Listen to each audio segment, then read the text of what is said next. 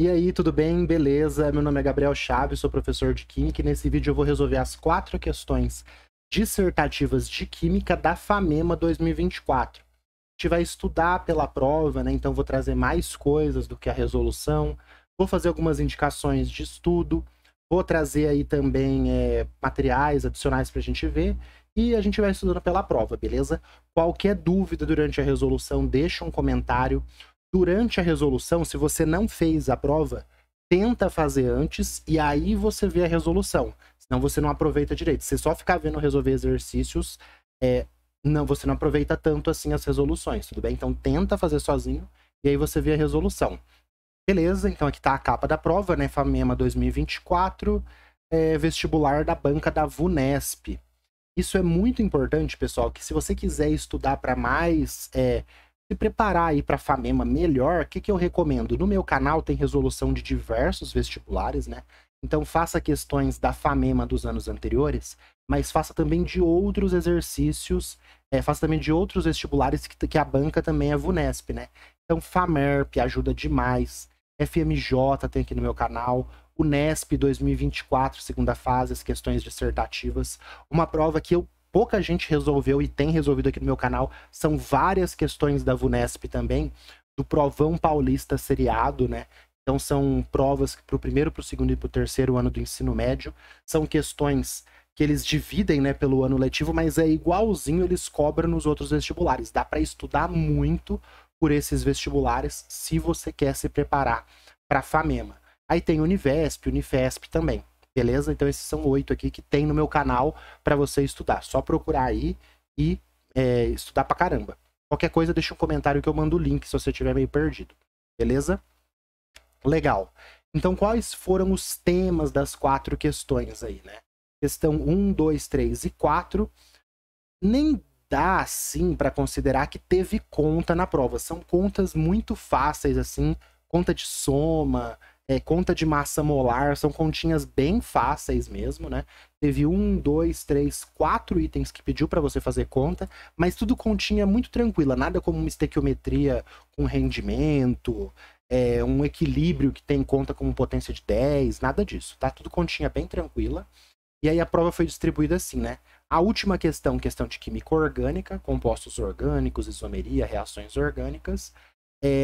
Uma questão de fisicoquímica inteira aqui, né, mais ou menos, a questão 2, uma partezinha aqui para você classificar óxidos, né, que a gente vê na inorgânica, radioatividade, eletroquímica, uma célula eletroquímica, mas do jeito bem tranquilo, só fazer a equação global e calcular o ΔE, cálculo de massa molar, fórmula mínima, balanceamento de equações, e a primeira questão que a gente já vai fazer agora na sequência, ligação química, classificação periódica ali da tabela periódica, contar o número de prótons, nêutrons, elétrons também. Tudo questão tranquila, assim. Não teve nenhuma questão absurda que você vai se estressar, coisa de outro mundo, beleza? Então vamos lá. Aqui tá os vídeos, né, que eu tinha comentado. Em especial, se você tá fazendo FAMEMA, veja a prova, a resolução 2023, que é a resolução anterior. Então você vai ver essa resolução em 2024 e ver a resolução 2023. Ver a FAMERP também, 2024, 2023, Unifesp 2024, 2023, a Unesp 2024 a 2023 não, eu coloquei aqui, mas a 2023 já é teste, né? Então para você treinar essa escrita, veja esses vídeos aqui, faça esses exercícios e vai dar tudo certo. Beleza? Vamos lá então. Passando aqui as páginas. Passando a página. Prova da VUNESP, né? Tabela padrão. Todas as provas da VUNESP fornecem essa tabela periódica. Primeira questão aqui, uma questão de físico-química, tem um gráfico aqui, a gente já vai entender ela. Então, clorato de potássio, KClO3, ele falou para você quem que é um composto inorgânico constituído pelos íons K+, e clorato, né, ClO3-. Sua curva de solubilidade está representada no gráfico. Então, isso aqui é a curva de solubilidade. É o quanto, coeficiente de solubilidade. É grama de clorato de potássio. Então, quantas gramas? 10, 20, 30, 40 gramas de clorato de potássio que eu posso dissolver em 100 gramas de água. E aí essa solubilidade vai aumentando conforme você aumenta a temperatura. O comportamento é mais comum aí. A maioria dos sais, 99%, conforme você aumenta a temperatura, aumenta a solubilidade. Tem sal que diminui a solubilidade quando aumenta a temperatura? Tem, mas é exceção.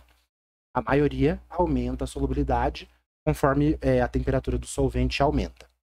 O clorato de potássio, né, KClO3, e a sacarose, deu a fórmula aqui da sacarose, reagem no estado sólido, ou seja, estão no estado físico sólido, mistura os dois no estado sólido, formando gás de óxido de carbono, ó, CO2 não precisava, mas ele deu, água no estado gasoso, então CO2 e água no estado gasoso, e cloreto de potássio, KCl, no estado sólido. Deu a fórmula de todo mundo, deu estado físico. Deu o nome do grupo da classificação periódica, né? Então deu o nome do grupo da tabela periódica, a qual pertence o elemento metálico que constitui o clorato de potássio. Então ele quer o nome da família do potássio, né? Nome do grupo, nome da família do potássio. E a família é um A, metais alcalinos, a gente já vai colocar aí. Apresente o número de nêutrons do isótopo cloro 35. Então, nome na família, oh meu Deus, nome da família na tabela periódica, né? Então ali ligação química, tabela periódica, e calcular o número de nêutrons do cloro 35, contar o número de prótons, nêutrons e elétrons, também ali ligação química. Beleza. B, né? Tá cortando aqui o pedacinho, mas vamos lá. B, represente a equação balanceada da reação entre clorato de potássio e sacarose, que ele falou, descreveu tudo aqui. Então, química básica, equações de reações. Só escrever e balancear a equação a partir do que ele te deu tudo. Segunda parte, calcule a massa de clorato de potássio que se cristaliza a partir de uma solução saturada de 500 gramas de água a 70 graus. Esfriada e mantida, aqui não sei se dá para você ler, esfriada e mantida, aqui ó, tá escrito, a temperatura de 10 graus Celsius. Então, beleza. No item A, a tabela tá aqui, né? Eu já vou comentar. E aqui no item B, equação balanceada e o quanto que cristaliza, o quanto que precipita de clorato de potássio. Por isso que é importante fazer questões da VUNESP, se você está estudando FAMEMA, Santa Casa, Unesp, que são questões muito parecidas e a prova, a banca da VUNESP, gosta muito de coeficiente de solubilidade. Por exemplo, essa questão aqui ó, da Santa Casa 2023, coisas muito parecidas, gráfico muito parecido, mesma substância, e aí você está sempre fazendo questões, fica tranquilo, você está fazendo uma coisa que você já fez antes. Agora, você nunca fez, aí você tem que estudar com calma. Bom, beleza. Essa parte aqui do cálculo do B, a gente faz no espaço de resposta já já. No item A, isso daqui, ó, a gente vai ter que colocar essa reação e falar a família do potássio, que eu coloquei aqui a tabela e destaquei o potássio que está aqui na primeira coluna, no primeiro grupo, na primeira família, metais alcalinos 1A. Vou explicar já o B, e aí a gente coloca na resposta depois as contas, né? Ele falou, ó, solução saturada a 70 graus. Solução saturada, o que você faz? Ó, então vamos voltar aqui. 70 graus sobe a temperatura, ó. A 70 graus bate nesse ponto. Você tem 30 gramas de clorato de potássio que podem ser dissolvidos em 100 gramas de água para você formar aquela solução saturada. O que você pode fazer aqui? É o máximo de clorato que você consegue dissolver em 100 gramas de água. Então, qualquer ponto em cima dessa curva é uma solução saturada, beleza? Então, a solução saturada tem o máximo de sal possível dissolvido, mas não formou sólido nenhum ainda. Então, a 70 graus, se eu tiver, por exemplo, 100 gramas de água, eu consigo dissolver nessas 100 gramas de água aqui, né, que vai dar mais ou menos 100 mililitros, mas tá em grama o gráfico, eu consigo dissolver 30 gramas de KClO3. E a 10 graus Celsius, aí a gente faz a mesma coisa. 10 graus, ó, a 10 graus você consegue dissolver 5 gramas. Então, se antes você tinha 30 dissolvido a 70 graus e você esfriou de 70 para 10 graus e agora o máximo que tá para dissolver é 5, essa diferença entre 30 e 25 desculpa, entre 35, essa diferença é 25.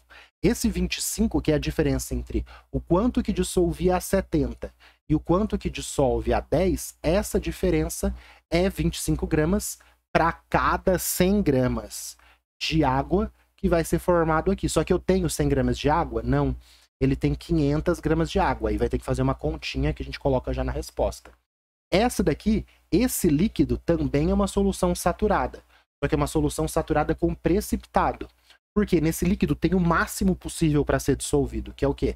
5 gramas de clorato de potássio em 100 gramas de água. Então vamos supor que aqui eu tenho 100 gramas de água e aqui eu tenho 100 gramas de água. A 70 graus em 100 gramas de água eu consigo dissolver 30. A 10 graus eu não consigo mais dissolver 30. Só dissolvo 5. Esses 25 que eu não consigo dissolver mais vai para o fundo. Mas a solução tem o máximo dissolvido possível. Ela está o mais concentrada possível ali. Ela está saturada, só que você tem um sólido no fundo. E a gente chama isso de solução saturada com precipitado. Qual que é a solução que não está saturada? É a solução insaturada. Então, por exemplo, eu peguei uma solução de 100 gramas de água e joguei só um pouquinho de clorato de potássio, por exemplo, 1 grama. Coloquei 1 grama, mas eu ainda posso dissolver muito mais. Essa é a solução insaturada. Beleza? A gente está comentando tudo aqui, aí a gente vai para a resposta agora, para ver como que ficou. Então, item A, tabela periódica e nome da família. O elemento potássio, K, pertence ao grupo 1, né? Grupo 1A, família dos alcalinos. 1A, alcalinos, a família 2A, né?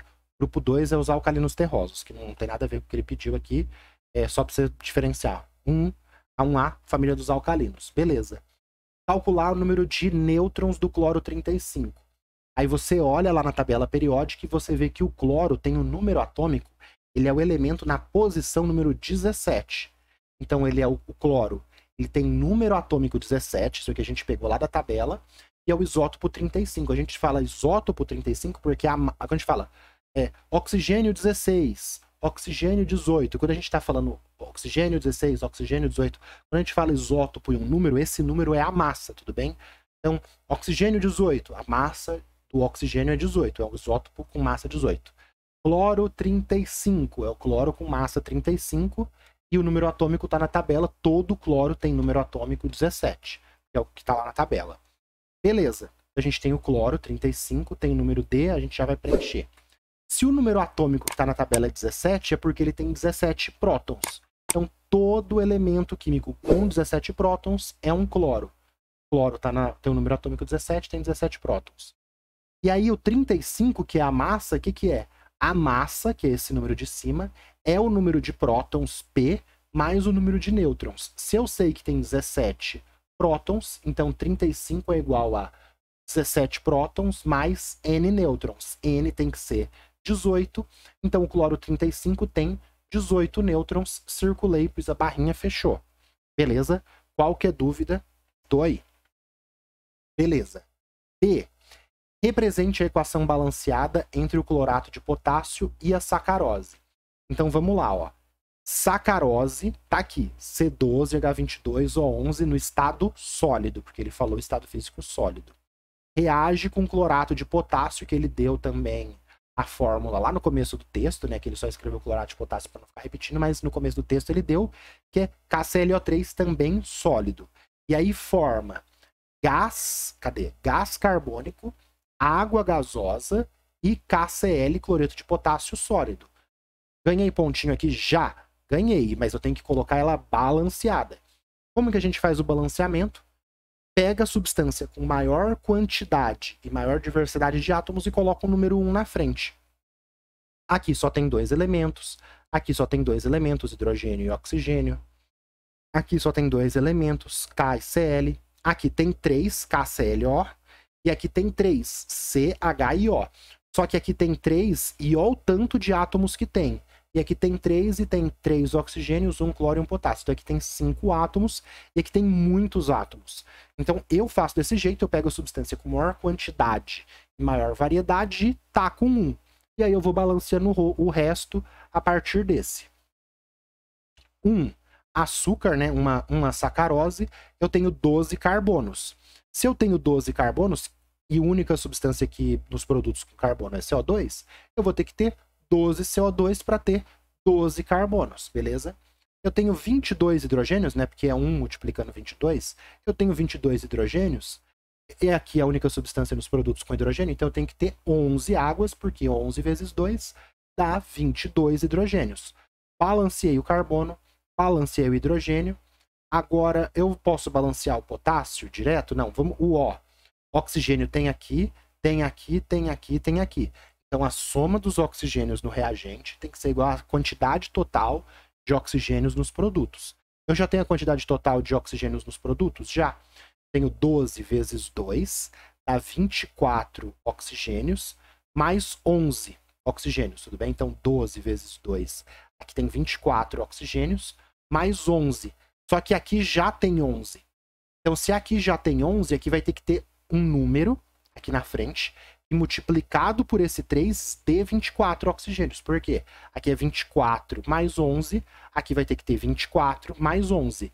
E número vezes 3 vai dar 24, 8.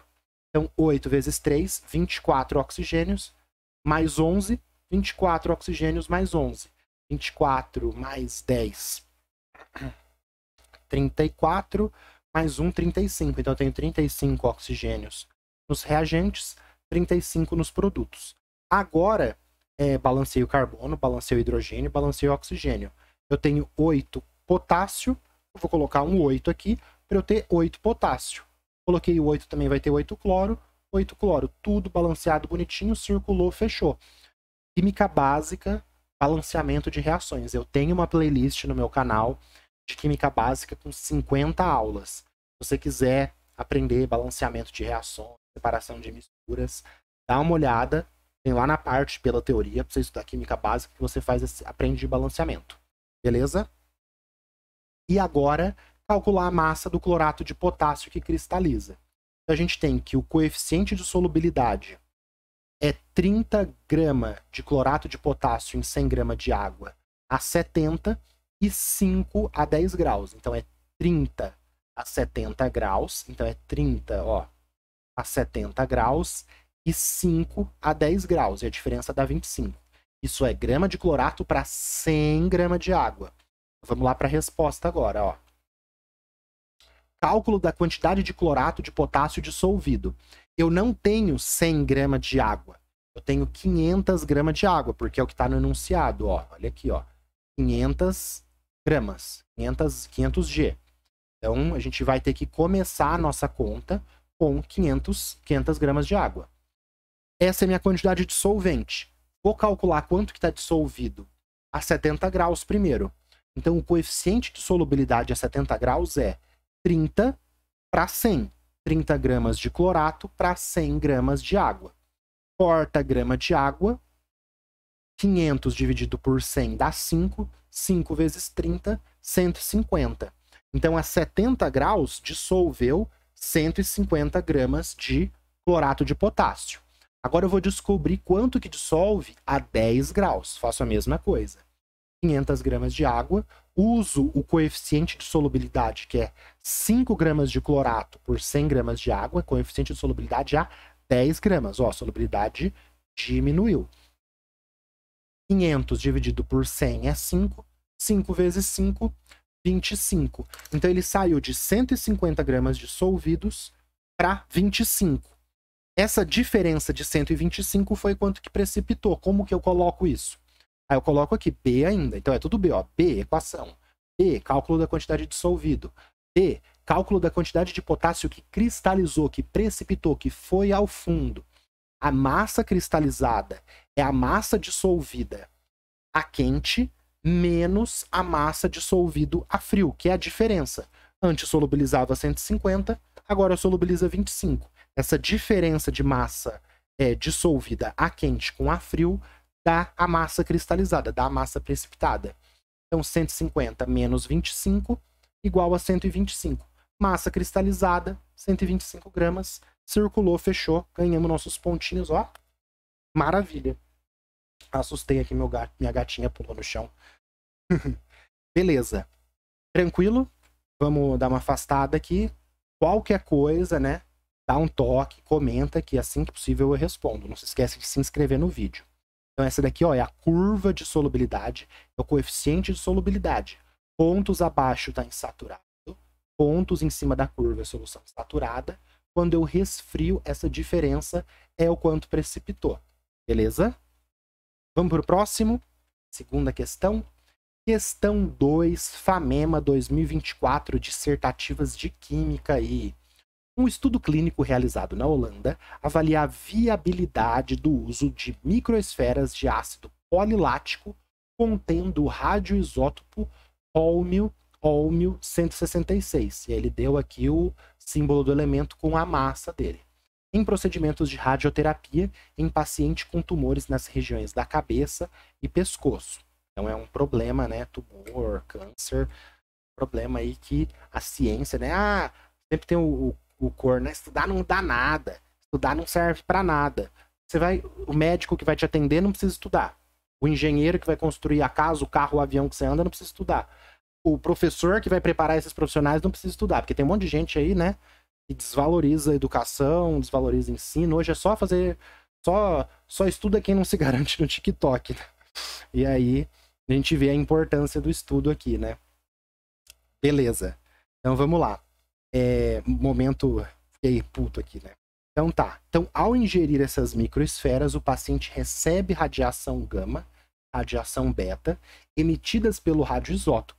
Esse radioisótopo, nessas microesferas, emite essa radiação. A radiação inibe o crescimento das células tumorais, né? Evitando aí vários problemas, né? De crescimento de célula tumoral. A tabela apresenta a variação da atividade radioativa, de acordo com o tempo de uma amostra de microesfera contendo o radioisótopo de Holmio. Então, tempo em horas, 0,4081. Atividade radioativa, 300 megabequerel, 107,3 megabequerel, 37,5 megabequerel. Então, o tempo vai passando, ele vai decaindo, vai emitindo radiação gama, vai emitindo radiação beta, e essa sua atividade radioativa vai diminuindo, né? Ele vai diminuindo ali a quantidade de composto radioativo com o tempo. E a gente consegue ver essa diminuição da quantidade de Holmio pela diminuição da atividade radioativa. Então aqui, tudo bem o que está acontecendo? Ele está emitindo um monte de radiação, essa quantidade vai diminuindo ao longo do tempo. Beleza. O elemento Holmio forma vários compostos, dentre eles o óxido HO2O3, trióxido de Holmio 2, né? Trióxido de dihólmio, né? Seria o nome aí, e o PAC, né? Que reage em contato com o ácido clorídrico e é estável em solução de hidróxido de sódio. Beleza?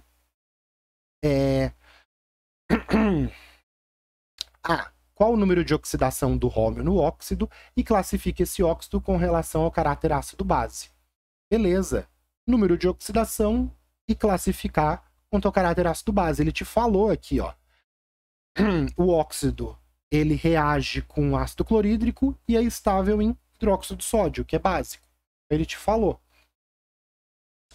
Número de oxidação, que a gente aprende tanto na química inorgânica quanto na eletroquímica. Todo mundo aprende na eletroquímica e alguns professores ensinam o número de oxidação na química inorgânica ali para estudar. E aí a segunda parte da questão, química inorgânica, classificação de óxidos. Então aqui ele já está colocando o número de oxidação com óxidos, porque o pessoal que fez a questão parte dessa ideia, né? Estudar número de oxidação com química inorgânica ali no começo. Eu não costumo fazer isso, mas é mais inteligente, tá? Beleza. P deu tempo de meia-vida em horas do radioisótopo de Holmio. A gente, com esse tempo em horas e com essa diminuição da atividade, achar o tempo de meia-vida e representar a equação de decaimento radioativo desse isótopo. A gente tem a tabela aqui, o Holmio, né? O número atômico dele é 67, a massa do isótopo mais estável é 165, esse aqui é o 166. Tanto o 166 quanto da tabela 165, eles têm número atômico 67, olhando lá na tabela, e aí a gente vai fazer equação nuclear. Beleza? Então aqui, radioatividade, duas coisas, né, de radioatividade, meia-vida e equações nucleares. Beleza? Vamos lá. Ele falou em 2 lugares aqui sobre essa atividade do caráter ácido básico do óxido. Ele falou aqui, né, que ele fica em microesferas de ácido, e ele falou aqui, ó, esse óxido reage com ácido clorídrico e é estável em base. Se ele reage com ácido clorídrico, ele é um óxido de caráter básico, tudo bem? Aqui tá a tabela total, né, a tabela totalmente, né, aqui tá um recorte, só pra gente ver aqui onde que ele tá, né? Então, família 1A, família 2A, metais de transição externa. Aí aqui tem os lantanídeos, actinídeos. Ele tá aqui embaixo, ó. Você tem que dar uma caçada para achar ele, pra você achar esse 67 para fazer o B, tá? Ele tá bem aqui embaixo. Então, vamos lá. Número de oxidação do óxido. Óxido é trióxido de dirrômio, né? Carga desse composto iônico, desse óxido, 0. É um composto neutro. Como que a gente acha o NOx aqui? 2 vezes o NOx do rômio, que a gente não sabe. Então, 2 vezes X, mais 3 vezes, porque tem 3 oxigênios, vezes o NOx do oxigênio, que é menos 2, é igual a 0. Então, 2 vezes o NOx do rômio, mais 3 vezes o NOx do oxigênio, que é menos 2, dá 0, que é a carga total. 2x menos 6 é igual a 0. X é igual a mais 3. Então, o número de oxidação do rômio é mais 3, circulou, fechou. Então, coloca assim, né? Esse óxido deve apresentar caráter básico, pois o rômio é um metal com NOx mais 3, né? Tem essa questão do NOx, né? Que você pode usar para classificar, mas principalmente, além dele, segundo o enunciado, o outro material das microesferas é o ácido. Aqui era melhor, pessoal, colocar, pois, segundo o enunciado. Aqui eu coloquei desse jeito, mas era melhor colocar essa parte que estava bem aqui em cima. Pois, segundo o enunciado, ele reage com ácidos e é estável com base. É mais correto do que isso aqui que eu coloquei, tá? Eu tinha comido bola aqui quando eu resolvi e deixei assim. Então, pois, segundo, ele tem caráter básico, pois, segundo o enunciado, reage com ácido clorídrico e é estável na presença de hidróxido de sódio, uma base. Então, não coloca isso aqui não, tá? Isso aqui tá ruim, tá bom? Beleza. Você pode colocar é só copiar isso aqui, ó. Reage com ácido clorídrico, pois reage com ácido clorídrico e é estável numa solução básica de hidróxido de sódio. Então tem caráter básico. Copiar esse texto aqui é melhor do que o que eu coloquei. O que eu coloquei não tem nada a ver, tá? Beleza. Agora vamos achar aqui o tempo de meia-vida. Então saiu de 300 megabecquerel para 107 para 37,5. Vamos fazer o decaimento de 50% de meia-vida, meia-vida, meia-vida. E aí, quando bater algum tempo com essa quantidade de radiação, de atividade radioativa em megabecquerel, a gente acha acha o tempo de meia-vida. Então, vamos lá. O tempo de meia-vida eu vou preencher aqui já. No início, o rômio está emitindo 300 megabecquerel. Passou um tempo de meia-vida, a quantidade de material radioativo caiu pela metade. Se a quantidade de material radioativo caiu pela metade, depois de um tempo de meia-vida, a atividade radioativa vai para 150 megabecquerel. Então, depois de T horas. Esse T horas é exatamente o tempo de uma meia-vida, que eu não sei. Aí, essa quantidade de material radioativo emitindo 150 megabecquerel caiu pela metade. Agora eu só tenho 20, então eu tinha 100%, foi para 50%, agora foi para 25%. Vai reduzir a quantidade de emissão radioativa pela metade de novo. Agora está emitindo 75 megabecquerel. Ainda são valores que não tá lá na tabela. Diminuo pela metade de novo, dá 37,5 megabecquerel. Então, depois de 1, 2, 3 meia-vidas, eu estou emitindo de atividade radioativa 37,5 megabecquerel. E lá na tabela tá falando que vai ter essa emissão radioativa depois de 81 horas. Então eu sei que depois de uma meia-vida, 2 meia-vidas, 3 meia-vidas, esse 3 vezes o tempo de meia-vida dá 81 horas. Que é o único valor desses aqui que eu fui fazendo de meia-vida em meia-vida e bate com o que está na tabela lá. O outro valor é um valor que está no meio aqui, aí você não consegue achar sem ser usando a fórmula, que aí é super ruim de fazer. Beleza, então 3 tempos de meia-vida dá 81 horas pela tabela. Um tempo de meia-vida é 27 horas. Então o tempo de meia-vida é 27 horas. pois depois de 3 meia-vidas, a atividade radioativa reduz para 37,5 megabecquerel num tempo de 81 horas, segundo a tabela. Circulou, fechou. Beleza? Ganhamos nosso pontinho no A, os 2 pontinhos. Aqui tá diferente, tá? Eu falei como que tem que ser, não é isso aqui. Esquece essa parte aqui de microesferas de ácido, eu coloquei isso, devia ter mudado, tá? E aqui no B fizemos a parte do tempo de meia-vida. Agora fazer a equação nuclear. A gente viu lá, o rômio, ele tem número atômico 67 e massa 165. Só que o isótopo radioativo tem massa 166. Então, equação de decaimento. Eu tenho o rômio, e aí o texto fala que emite radiação gama e emite radiação beta. Então, eu tenho que conhecer aqui as partículas, né? Então, a partícula beta, né? Número de massa 0 e número atômico -1, né? Porque aí faz aquela mudança, o nêutron vira próton, o próton vira nêutron por partícula beta aqui nas nossas equações nucleares, tá? Do jeito bem simplificado. Tem que conhecer o símbolo de radiação gama, né? 0 de massa, 0 de número atômico, radiação gama. E aí o produto final vai ser o quê? A soma das massas dos reagentes é igual à soma das massas dos produtos, e a soma do número atômico dos reagentes é igual à soma do número atômico dos produtos. Então, 166 é igual a 0 mais 166, né? Então, o cara aqui tem que ter 166. E embaixo, 67 é igual a -1, mais o número daqui tem que ser maior, 68. Então, 166 e 68. Quem que tem 166 e 68? A massa. Vários elementos pode ter massa 166. Mas quem que tem número atômico 68? Somente o érbio, ER. Aqui já fica um pouquinho mais difícil, eu tinha que olhar lá na tabela. E quem tem número atômico 68 é o érbio, né? Então, o que aconteceu aqui? Um nêutron do rômio, né? Virou um próton. Então, um nêutron do rômio virou um próton e aí virou o érbio. Então, como ele aumentou o número de prótons, ele saiu do rômio e virou o érbio, emitindo radiação beta e radiação gama. Essa equação nuclear. A 166 é 0 mais 0 mais 0 mais 66. 67 é -1 mais 0 mais 68. Só somar, tá bom? E conhecer o símbolo da partícula alfa, que é 4 e 2, da beta, 0 -1, gama, 0 e 0, pósitron, por aí vai. Tá bom? Beleza, vamos dar um zoom out aqui. Então foi tudo isso aqui que a gente fez. Aqui já é uma questão média, não é uma questãozinha fácil, tá? Você tem que olhar lá o érbio, achar o rômio na tabela, você pode ficar meio perdido.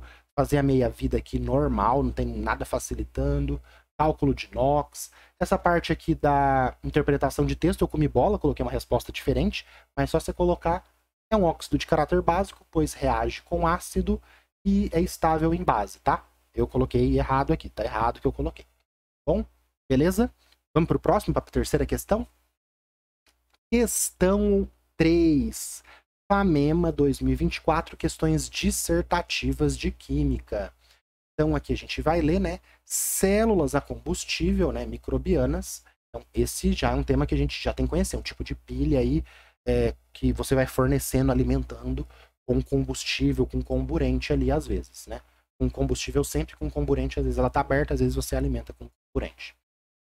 Então, células a combustível microbianas são sistemas eletroquímicos empregados para obtenção de energia elétrica a partir da ação de micro-organismos em reações de compostos orgânicos. Esses sistemas possuem 2 compartimentos, um anódico, que contém os micro-organismos, e um catódico. Ambos os compartimentos recebem fluxo contínuo de reagentes na forma gasosa em solução aquosa, como eu tinha te falado. Eles vão alimentando a célula ali com reagentes na forma gasosa em solução aquosa para a célula de combustível continuar funcionando. Como se fosse um carro ali, né? Você vai alimentando com gasolina, o motor vai funcionando. Só que aqui é uma reação eletroquímica ali. As equações químicas a seguir, com os respectivos potenciais padrão de redução, referem-se a reduções que ocorrem separadamente em cada um dos compartimentos de uma célula combustível microbiana, que emprega a solução de glicose. Beleza. Ele falou que são compartimentos separados. Quando o compartimento é separado, tem um detalhezinho Não foi cobrado aqui, mas aí você não pode, tipo, simplificar íons. Tipo, H+, OH- de um lado da equação, cortando com água do outro. Porque você não vai poder fazer isso quando os compartimentos é separado. Então é só um detalhe aqui que não vai passar pelo exercício. Mas quando é separado, pode ter um negócio que complica o exercício. Tem um exercício do ITA que pega nisso aí. Beleza. Então, reação aqui de redução, gás carbônico com H+, 24 elétrons, formando a glicose, né? E água, e a reação de redução do oxigênio com H+ e elétrons, formando água também. Só que essa aqui forma glicose e água. E aí, quem que vai reduzir? Quem que vai oxidar? Né? A gente já vai saber pelo potencial de redução. Essa reação acontece nesse sentido para a direita, porque ela tem o maior potencial de redução. E essa reação aqui ocorre para a esquerda, porque ela tem um menor potencial de oxidação. E aí a glicose é oxidada. Ela não é um produto, ela é um reagente. Se alimenta com glicose, ela não é produzida. Então, essa reação tem que estar ao contrário, tanto porque ela tem um potencial de redução menor, quanto pelo texto ter te falado que ela emprega a solução de glicose ali como combustível, tá bom? Então, se ele é combustível, isso aqui tem que estar do lado esquerdo. Vai ter que inverter essa reação. Beleza. Item A. Calcule a massa molar da glicose, que é essa daqui, e forneça a fórmula mínima. Fácil, tranquilo. Massa molar e fórmula mínima. Só chegar nos menores números inteiros possíveis daquela fórmula. Tranquilo. B. Apresentar a equação global dessa célula de combustível, aí já é mais chatinho, e calcular a DDP dessa célula, igual a gente calcula de pilha.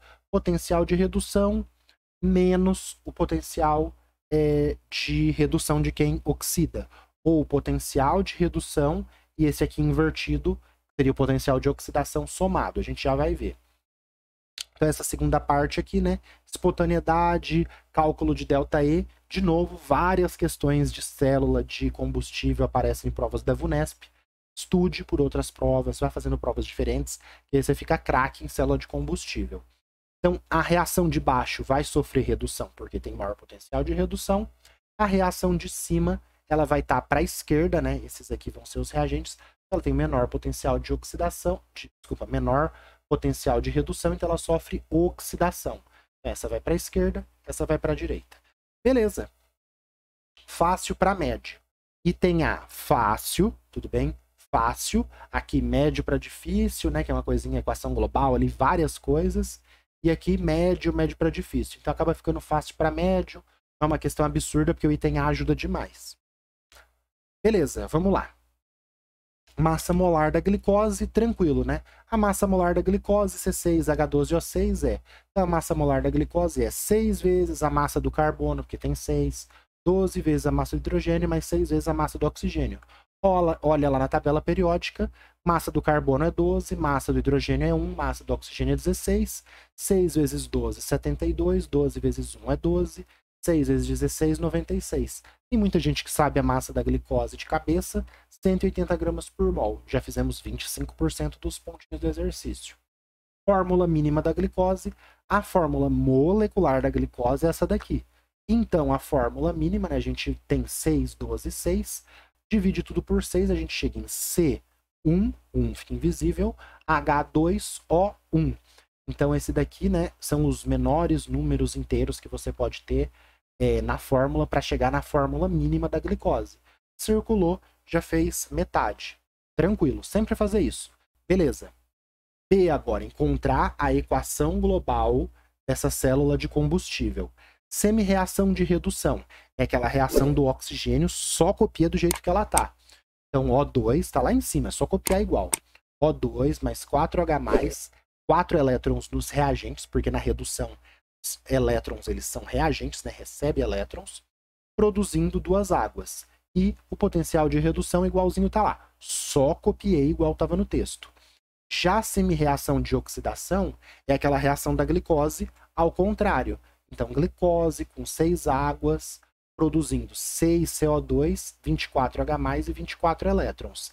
Como eu inverti a reação, agora eu não tenho mais o delta, o potencial de redução, eu tenho o potencial de oxidação, que é o contrário, 0,43. Aí eu posso achar o ΔE da pilha só somando potencial de redução com potencial de oxidação. Tudo bem? A gente já vai fazer isso daí.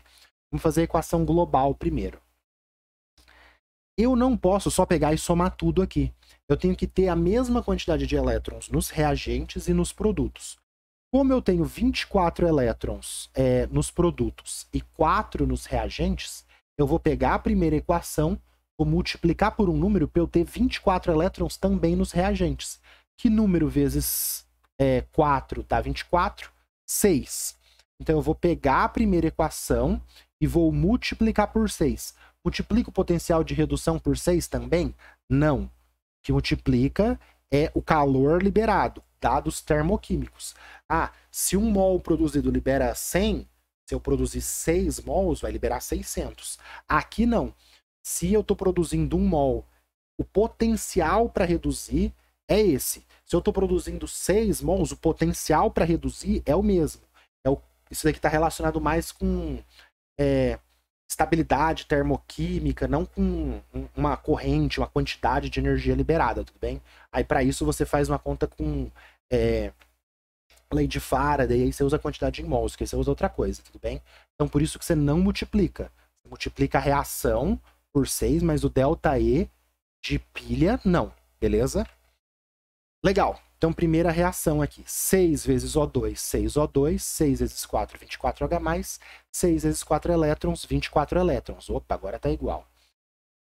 Produzindo, né? Ah, tá. Aí a gente soma aqui essa reação que não mudou, uma glicose, 6 águas, todas as setinhas aqui embaixo da outra. 6 vezes 2, 12 águas. E isso daqui só copio aqui porque eu não mudei a quantidade. 6 CO2, 24H+, 24 elétrons. Corto os 24 elétrons com os 24 elétrons, corto os 24H+, com os 24H+, e a gente tem a reação global, né? Na verdade aqui é equação global, né? Seria o termo mais correto aqui. A gente tem a equação global, né? Que seria 6... Opa, troquei aqui. Seria glicose mais 6O2, isso aqui cortou, né? Cortou as 6 águas com 12 águas e eu tenho só 6 águas nos produtos. 6 águas nos produtos, mais 6 CO2. Circulou, fechou. Eu tinha falado aquilo do compartimento, né? Se eu tivesse aqui, por exemplo, 6H+, mais 6OH-, produzindo 6 águas, se é em um compartimento só, então, ó, 6H+, 6OH-, produzindo 6 águas. Se é tudo num compartimento só, aí eu posso cortar o 6H+, o 6OH- com as 6 águas. Se for em compartimento separado, que é o caso, aí eu deixaria. É só um adicional aqui, tá? Quando é em compartimento separado, você não pode cortar os cátions e os ânions de um compartimento com os cátions e os ânions de outro compartimento. Uma coisa um pouquinho mais avançada que pode aparecer aí bem xarope perguntar isso, tá? Beleza, então equação global, né? Eu escrevi reação, mas equação global é essa daqui. Fechou. ΔE da pilha, só somar esses dois. Ou, como que eu costumo fazer? Eu não costumo colocar assim, tá? Invertido o valor. Eu faço assim, ó. ΔE da pilha é potencial de redução mais o potencial de oxidação. Ou seja, só somar os dois. Mas aí eu faço isso daqui, ó, quando eu faço as provas para o corretor. O ΔE da pilha é o potencial de redução de quem reduz, que é o maior, menos o potencial de redução de quem oxida. Porque o potencial de oxidação é um potencial de redução, o menor, que é de quem oxida, com o sinal trocado. E aí eu coloco assim, ΔE igual potencial de redução de quem reduz, né, que é o maior, 0,82, ó, olha lá, menos 0,43, que é o potencial de redução menor, que estava lá em cima. Aí menos 0,43 dá mais 0,43, que é o potencial de oxidação. Aí ΔE da pilha, né? Só somar os dois, como eu tinha falado no começo. 1,25 volt, ΔE da célula, né? Falei da pilha, ΔE da célula é isso aqui. Escreve diferença de potencial da célula de combustível microbiana. Circulou, fechou, acabou. Fizemos nossos 4 pontinhos aqui, as 4 coisas solicitadas. Beleza? Vamos dar uma afastadinha aqui pra gente ver. Então, coloquei aqui uma questãozinha da Santa Casa para você fazer, de célula de combustível. Dá uma olhada em outras questões, se você tiver com dificuldade em célula de combustível, que vai dar tudo certo. Beleza? Qualquer coisa, deixa um comentário e não esquece de se inscrever. Vamos continuar aí. Última questão de Química da FAMEMA 2024, Química Dissertativa. Questão 4, né, ó, compostos orgânicos aqui. Então, o ácido levulínico, obtido a partir da celulose, tem diversas aplicações industriais, como precursor de solventes orgânicos. Então, a partir dele, se produz solventes orgânicos. Ele é um precursor de solventes orgânicos. Pesticidas, polímeros, insumos para a indústria farmacêutica. Então, ele é um reagente importante. A figura apresenta a fórmula estrutural desse ácido, aqui, ó, e a fórmula estrutural de um dos seus derivados. Então, o ácido levulínico produz o ácido beta-acetil acrílico. Beleza. Tem uma dupla aqui e tal. Quantos átomos de carbono primário estão presentes na molécula do ácido levulínico? Então, ácido levulínico, esse cara aqui, ele quer saber o número de carbonos primário e qual tipo de isomeria a molécula do ácido beta-acetil acrílico apresenta. Então, classificação de cadeias carbônicas, né? Contar ali fórmula estrutural, fórmula plana, fórmula condensada, carbono primário, carbono secundário, carbono terciário, aquela classificação de cadeias carbônicas bem no comecinho de química orgânica, e depois a parte de isomeria, né? Isomeria ótica, isomeria cis-trans, isomeria de posição que a gente tem, né? Então aqui é uma isomeria espacial, né? Isomeria espacial é cis-trans, né? Isomeria geométrica ou isomeria ótica. A gente vai ver esse cara aqui, qual das duas ele tem. Você bate o olho aqui, tem dupla ligação, C, dupla C, ele vai ter isomeria cis-trans, né? Ou isomeria geométrica. E aqui contar o número de carbonos primários também. Opa! Contar o número de carbonos primários aqui a gente já vai fazer. B. Que tipo de reação orgânica ocorre entre o ácido carboxílico do ácido levulínico, então esse cara aqui, e etanol? Então esse cara reagindo com etanol, que tipo de reação orgânica ocorre entre um ácido carboxílico e um álcool? É a reação mais pedida da VUNESP. Esterificação. Toda prova da VUNESP pergunta isso, né? A não ser a última Unesp 2024 aí que eles perguntaram de reação de composto aromático. Foi um pouquinho diferente. Mas ácido carboxílico com álcool, esterificação. Produz éster e água. Forneça a fórmula estrutural do composto resultante. A gente vai ter que fazer a reação e circular o éster formado. Então, reações orgânicas, esterificação, a reação aí mais importante das reações orgânicas para vestibulares VUNESP é importantíssimo. Sempre aparece. Importantíssimo. Beleza? E tem diversas aplicações também, né? Então é muito relevante. Beleza. Ácido levulínico. Vamos colocar aquela representação mostrando, né, todos os hidrogênios, né? Então CH3 aqui, ó, abriu todos os hidrogênios. Aqui C dupla O. Esse carbono está fazendo 4 ligações, não tem nenhum hidrogênio. É C dupla O. Essa quina aqui é um CH2. Essa quina é um CH2. Quais carbonos aqui são primários? A gente tem que carbono que só está ligado com outro carbono é carbono primário. Então esse carbono da ponta é um carbono primário, porque só está ligado em um. E esse outro carbono também é um carbono primário, porque só está ligado em outro. Esse carbono está ligado em 2, esse está ligado em 2 e esse está ligado em 2. Então esses 3 aqui do meio são carbonos secundários. Tem o carbono terciário, está ligado em 3, e o carbono quaternário está ligado em 4. Beleza? As 4 ligações do carbono, cada ligação com um carbono com outro átomo de carbono. Esse aqui é primário, esse aqui é primário. Tipo de isomeria espacial, só a gente vê aqui isomeria geométrica cis-trans. Vamos lá, né? Vamos preencher aqui, né? Então, o ácido levulínico apresenta 2 átomos de carbono primário. Copiei a fórmula dele aqui, mostrando hidrogênios. Circulei o carbono primário, circulei outro carbono primário, fechou. Está identificado para o corretor os 2 átomos de carbono primário. Esses 3 aqui no meio são secundários. Beleza? Tranquilo. A isomeria, né? O ácido beta-acetil acrílico, copiei a fórmula dele aqui, apresenta a isomeria espacial geométrica ou cis-trans. Então, o que é a isomeria geométrica cis-trans? Você tem essa dupla ligação, esses 2 hidrogênios eles podem estar para o mesmo lado, então, por exemplo, os 2 para cima seria cis, os 2 para baixo seria cis, ou nesse caso aqui, né, é que um hidrogênio está para baixo, o hidrogênio está para cima, você tem isomeria trans. Então, isomeria cis-trans, isomeria geométrica, é um tipo de isomeria espacial junto com a isomeria ótica, que é aquela que tem o carbono. O que é isomeria ótica? Aquele carbono com 4 ligantes diferentes. Aí tem esse carbono assimétrico, que é o carbono quiral, que vai apresentar a isomeria ótica, que é o outro tipo de isomeria espacial. Aqui no caso é a isomeria geométrica. Beleza? Tranquilo, isomeria? Beleza. Agora o tipo de reação orgânica entre ácido carboxílico e o etanol. Vamos colocar aqui, né? Então, a esterificação, a gente já tem que saber isso, tá, pessoal? É obrigatório. Ácido carboxílico com álcool produz éster e água. Produziu éster e água, reação de esterificação. Então, a esterificação é o tipo de reação que ocorre entre ácido carboxílico e álcool, produzindo éster e água. A fórmula estrutural do produto, éster, né? Eu identifiquei que o produto principal é um éster, porque a água não é. A água que é formada na esterificação é um subproduto ali. Está destacada abaixo. Então a gente tem o ácido levulínico, o etanol, ó, CH3, CH2OH, MET, né, 2 carbonos. Aqui, o ácido carboxílico, ó, esse ácido carboxílico vai reagir com água. A reação de esterificação é um equilíbrio, tá? Não é uma reação direta.